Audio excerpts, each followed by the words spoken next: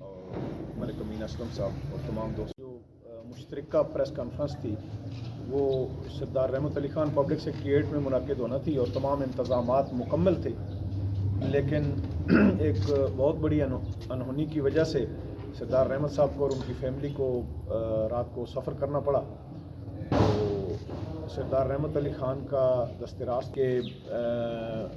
جو ہے ملک صاحب اور سردار رحمت صاحب جو ہے ان کا نشان بھی ایک ہی ہے، تو بس یہی ہے کہ آج الحمدللہ اسی سلسلے میں یہ پریس کانفرنس ہے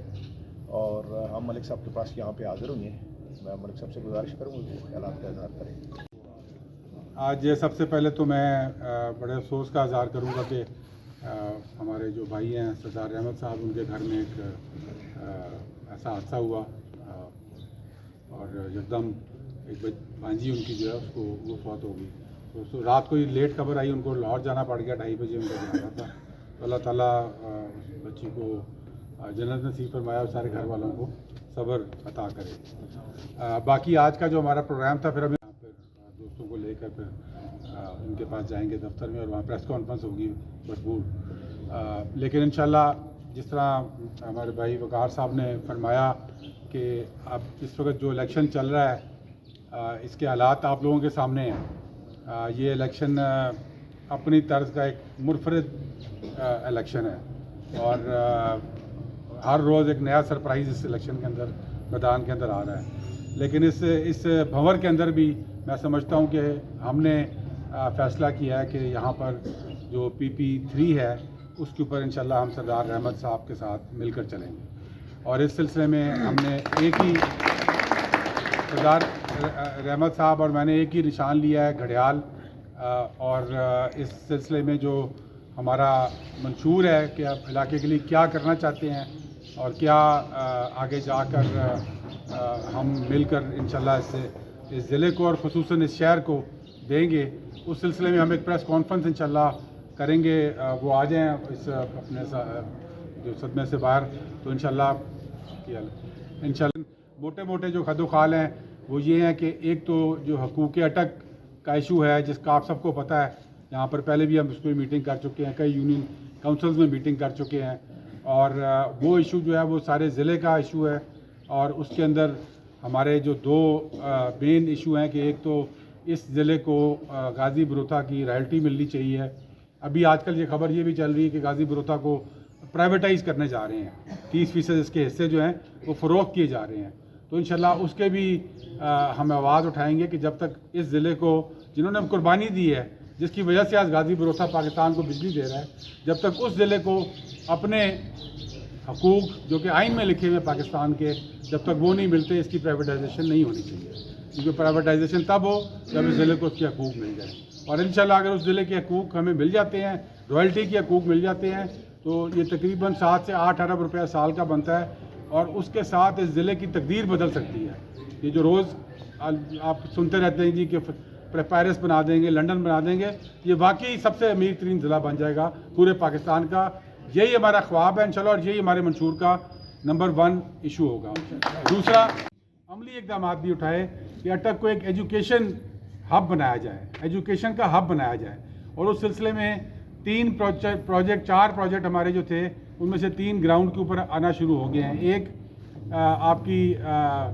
جو ایویشن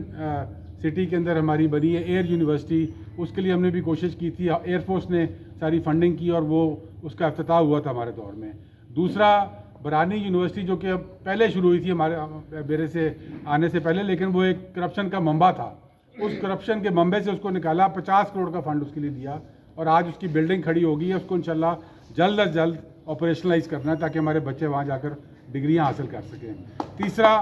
علامہ اقبال اوپن یونیورسٹی کا کیمپس ہم نے ریکویسٹ کی تھی، انہوں نے مانی، اور اس کے بعد اس کے کیمپس کا کام شروع ہو چکا ہے، جہاں پر انشاءاللہ انہوں نے اس کا ٹارگٹ دیا ہوا تھا کہ تقریباً 15,000 بچے اور بچیاں اس کے اندر آن لائن اور جو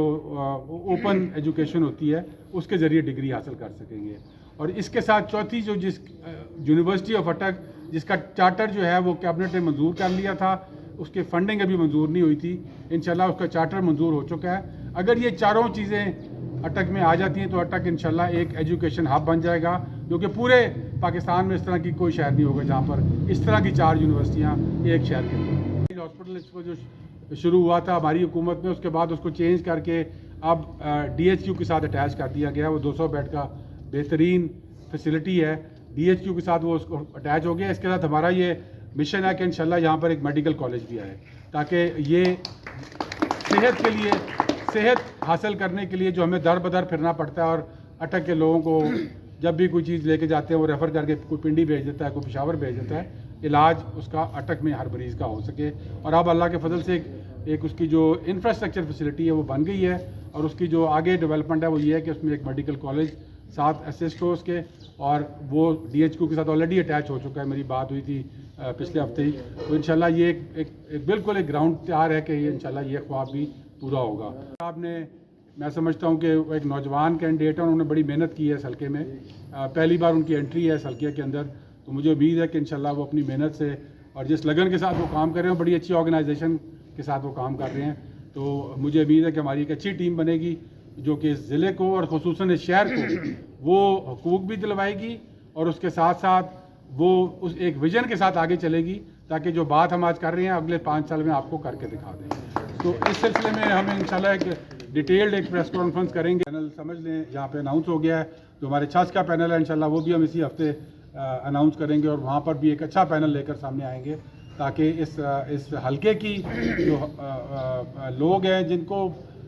لالی پاپ پہ گزارا ہو رہا ہے ابھی تک, اس لالی پاپ سے نکالیں اور ان کو عملی کام کر کے دکھائیں. بہت شکریہ آپ سب کا.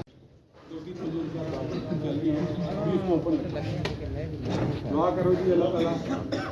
ہماری اس اتحاد کو اللہ تعالیٰ اور اس علاقے کی جو محرومیاں ہیں اس کو دور کرنے میں عملی اقدامات کر سکیں, اور ایک اچھے نظریے کے ساتھ, ایک اچھے پروگرام کے ساتھ اس علاقے